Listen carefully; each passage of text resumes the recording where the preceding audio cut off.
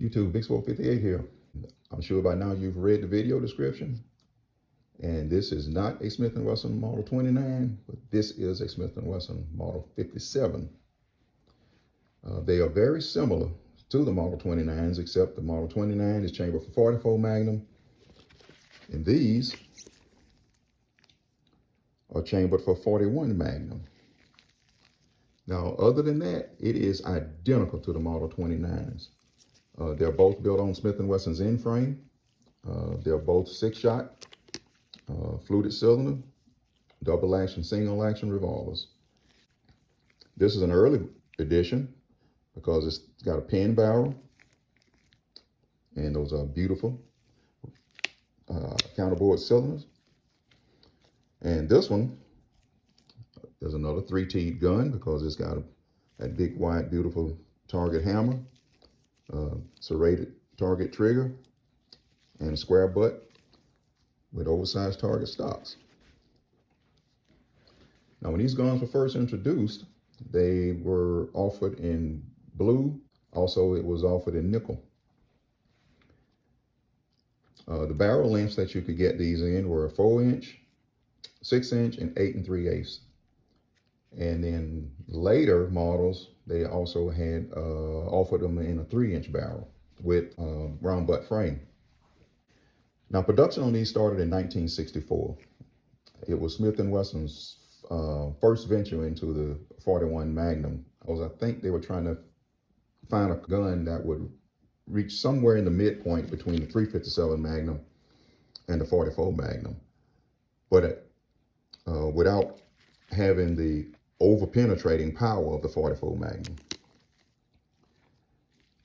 Now, I think they kind of missed their goal because with this gun and this cartridge is so similar to the 41 Magnum that I think once it was bought and used, I think by law enforcement and maybe some target shooters, they realized that even though it was a great idea, it really didn't achieve what Smith & Wesson was actually sorted out to do.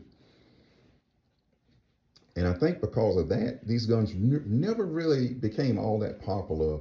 I think another reason is 41 Magnum ammo was very expensive. It still is expensive. It's when you think about it, Smith & Wesson kind of was competing against its own self in from that regard, because they had already so many guns that were actually on the end frame with so many various calibers that they were already producing. They had the Model 24, which was a 44 special. The Model 25, I think if I remember, it's a 45 ACP, or you can also get it in like 45 long coat. You had a Model 26. Then you had that beautiful Model 27, which was an in-frame 357 Magnum. And then you had the Model 29. So they were already crowded in that space as far as these larger in-frame guns went. So I think that was some of the reason why this gun never really gained popularity. And just about the time people started to actually learn about these, Clint Eastwood made a movie called Dirty Harry, where he featured a Model 29. With the popularity of the Model 29 skyrocketing from the Dirty Harry movies and Clint Eastwood and the way that gun was showcased, you know, buyers just decided, well, we'll just wait and buy a Model 29 rather than get the Model 41. And I think that kind of really took a big hit on the Model 57 sales. So Smith & Wesson made these from 1964 up until 1993, I believe, and then they discontinued them. And they brought them back, I think in 2005 and again in 2009 or 10 as part of their classic series. But by then they had all of the modern additions with the mem parts and with their frame-mounted firing pin, all of the round butts and the internal key lock and so forth. And the gun at that point lost a lot of its whatever popularity it had just kind of died. I don't know if they're still in production or not, even as part of their classic series. Now, this gun came in its, I believe it's the original display case. But I know the original felt is blue, and whoever had this gun, they relined it with this green felt, which is fine with me. The case is in, I don't want to call it excellent shape because it has just a few scratches on it, but I'm gonna say it's in very, very good condition. Now, this one came with all of the tools that were issued with it. Now, if you take a good look at this gun, and I can tell it hasn't been shot much at all, but there's very little, if any, wear on this gun. It hasn't been holstered. If it has, it doesn't have any holster wear indicated on it.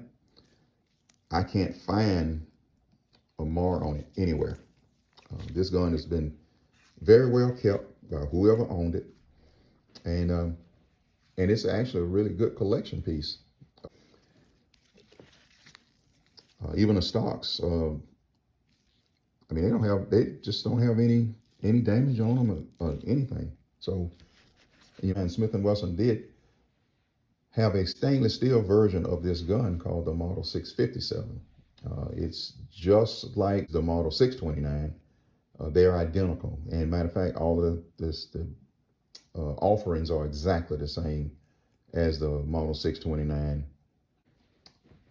But, and that too, I don't know if they still are producing those either. Like I said, the 41 Magnum just never really caught on. It's a beautiful gun.